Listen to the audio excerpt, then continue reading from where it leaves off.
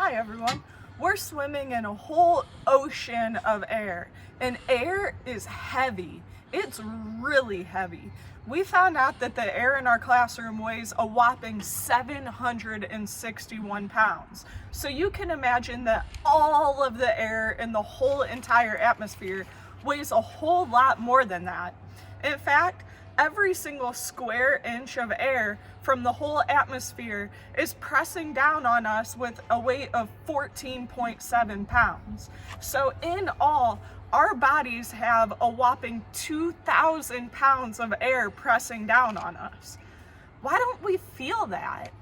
Well, as you saw in the experiment with the eggs, air presses in all directions. So yes, we have 2,000 pounds of air pressing down on us, but luckily we have air inside of our bodies pressing outwards that negates that. While we don't feel the 2,000 pounds of air pressing down on us, we do feel when the air pressure changes. Have you ever flown in a plane and felt your ears pop? Or have you ever gone scuba diving and felt the pressures on your ears down at the deep depths of the ocean? Would you even be able to survive down in the deep part of the ocean without protective gear? No way, and that's because of changes in pressure. We can't see air pressure changing, but we're going to do a little experiment with water to demonstrate the effects of changing in air pressure. So for this experiment, I have my beautifully made mountain jar with 3 holes punched in it. One at a low altitude, one at a medium altitude, and one at a very high altitude. This is a beautiful mountain, and obviously there's water inside. So what I'm gonna do for this experiment is I'm gonna pull the ruler and I'm gonna pull all 3 pieces of tape off simultaneously.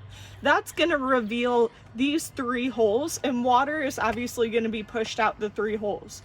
Which hole is gonna have water be pushed out the farthest? The top, middle, or bottom? All right, let's see what happens.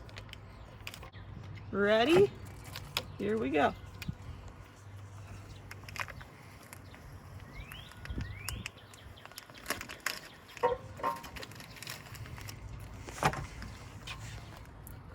So as you can see, the bottom hole, the lowest altitude, the water is obviously squirting much farther than the middle hole, and it's barely trickling out the top hole.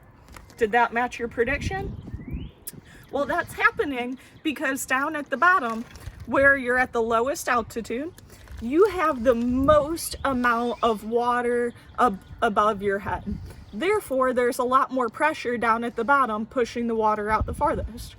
When you're up at the top at a higher altitude, there's much less air, or in this case water for this experiment, pressing down on you. The air pressure is a lot lower at this higher altitude. And you can see that in the experiment because water is barely being forced out the hole.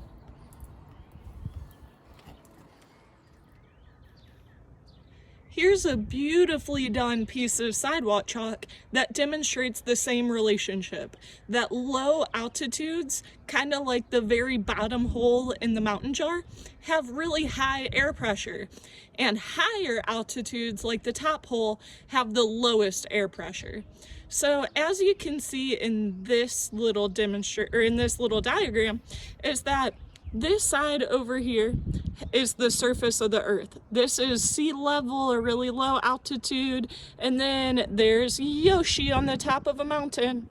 Over here we have a little dinosaur that lives at the sea level, right about boop, there. Above the dinosaur's head, he has the weight of all of the air in the whole entire atmosphere pressing down on his head. But as you go up in altitude, here's Yoshi. There's much less air pressing down on Yoshi's head.